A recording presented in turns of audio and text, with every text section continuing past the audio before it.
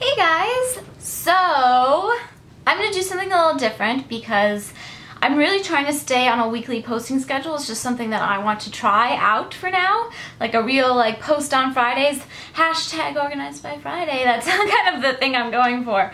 And to be honest, I wasn't able to quite finish up the things in my office that I was planning on sharing this week because we have a new addition to our family. My sister-in-law, it's actually my husband Don's sister, and her husband had a baby this past week.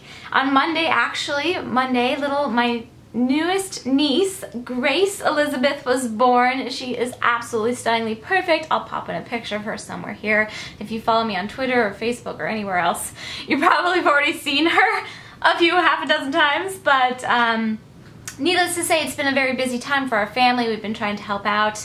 There was a lot going on with the weekend and the labor and all that, so I didn't quite get a chance to work on things for, you know, a joyous reason, and I thought instead I'd do something new and do a question and answers type video. I've done one of these once a while ago where a subscriber actually kind of interviewed me for her blog, and I posted the answers to her questions in a really long video. I'm going to try to make this less long than that, so I'm going to sum this up here. You guys know I tend to ramble on and on and on in my intros and exits. That's just my style, I guess. But I thought this would be a good thing to throw in every once in a while, just to answer some of your questions about that you have for me that have to do with organization. So that being said, I have been doing these sorts of videos now every once a month or so. It's kind of a new thing too on my vlog channel, My Housewife Life, which answers to personal questions. So if you're interested in more personal things, you can check out those. They're called Tea Talks, and I'm actually going to film one very soon. So I pulled like 5 or 6 questions from both Twitter and Facebook, so I'm answering about a dozen questions, I think, and I will go ahead and get started. So this first bunch is all from Facebook. So Colleen asks, have you ever, oh, and I'm looking at my computer if I'm looking down. Have you ever thought about becoming a professional organizer and creating a business for that? You would be awesome at it. First of all, thank you, Colleen. I haven't really. I think I've mentioned this on this channel before, and definitely on other places, that I do suffer from social anxiety. It's very challenging for me in new social situations. That includes, you know, even just talking to somebody behind at a cash register or something.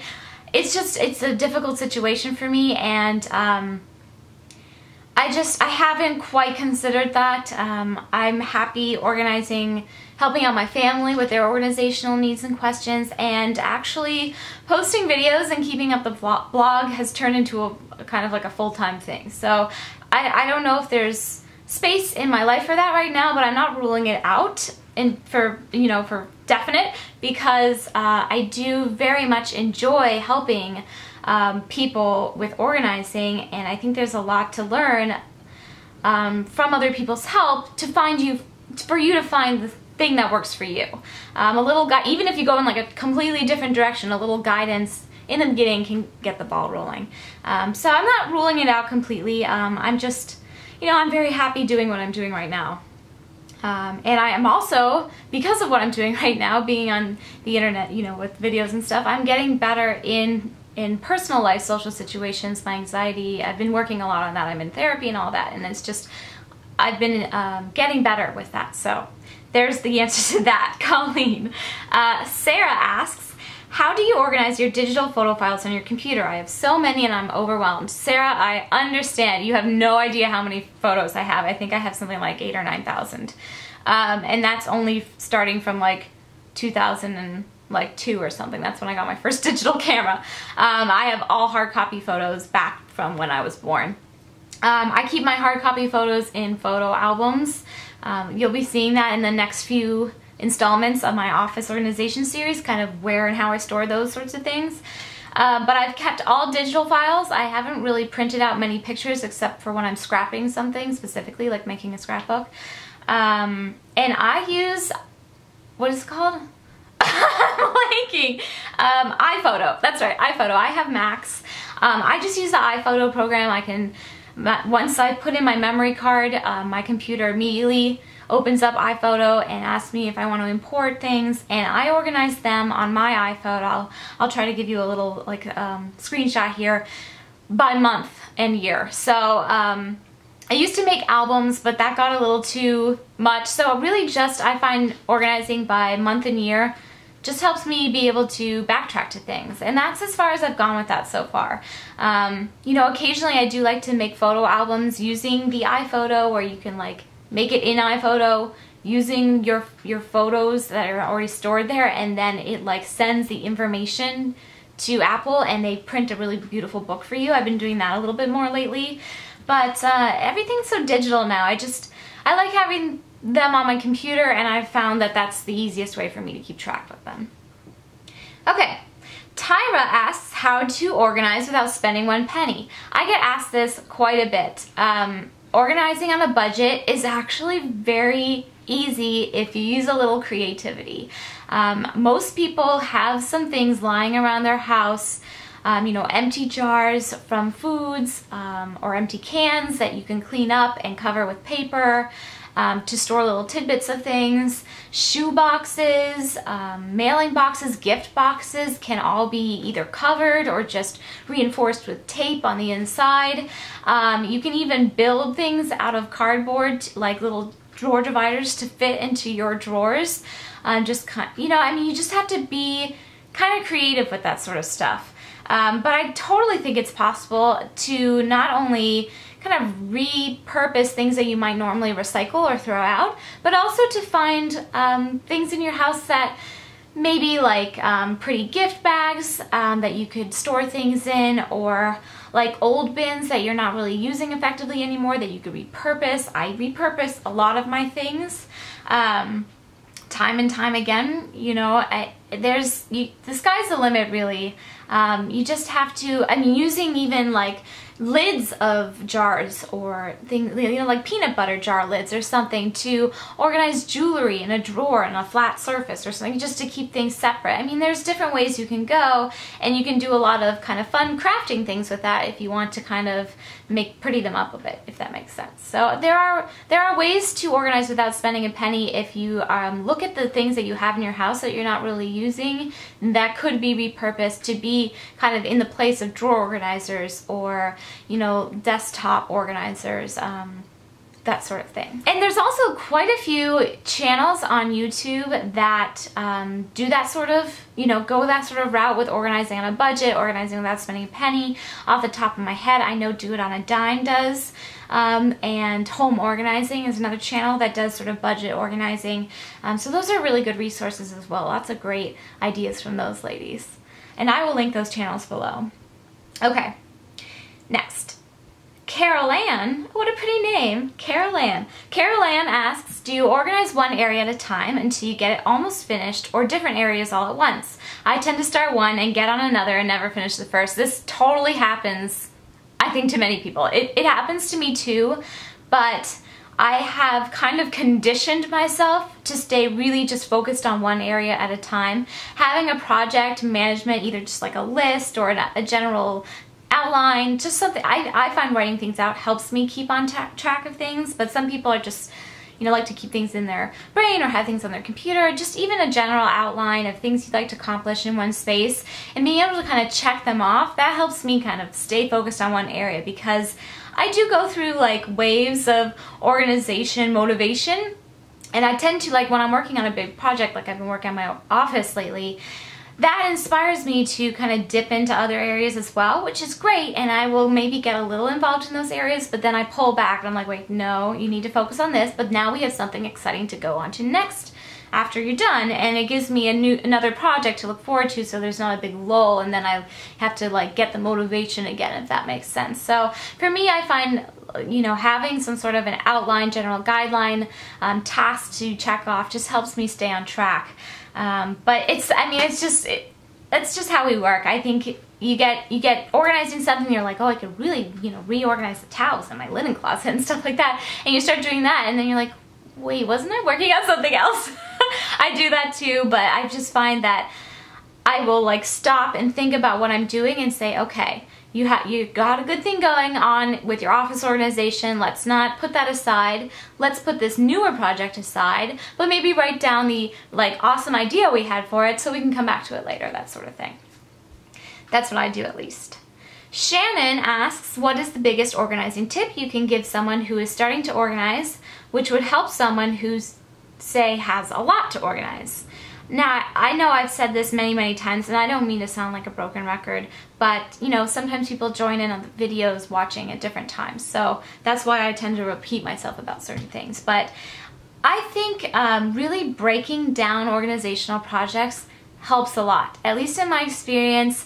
Even taking one space and breaking it down into more manageable tasks and then breaking those down, kind of micro managing tasks. I don't know if that's quite the right word, but that helps me a lot. Then I can focus on one smaller section at a time, which is a lot less overwhelming than focusing on like 12 sections at a time, if that makes sense.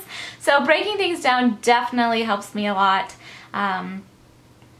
And again, going back to the last question, having some sort of outline to follow, that helps me stay on target, and it just makes it more manageable to like have it thought through it, to, at least to some extent. I mean, of course, as you're going, some things might change and your wishes and desires for what you're organizing might change, but at least you have a starting off point and there's some organization to your organizing. And then let's see, Candy asks, if the Container Store or any other business contacted you, would you design a line of products? Okay. I don't know who would say no. I think that would be A, awesome, and B, like right up my alley. I always love kind of designing, I put that in quotation marks because I use store-bought things like my Filofax and Post-it notes and Moleskine journals and things like that, and I kind of combine things to make them work for me. So I do like designing things in that kind of way, and I just think it'd be fun to design organizational tools and stuff like that too.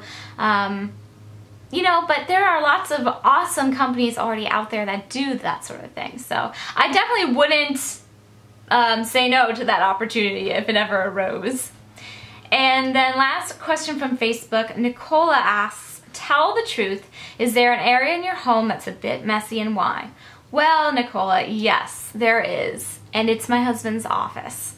My husband Don and I are quite opposite in terms of our organizational methods, whereas I like things, I'm very methodical, you know, the way I store and organize things, and I like everything to have a place and everything to, you know, for the most part to be tucked away.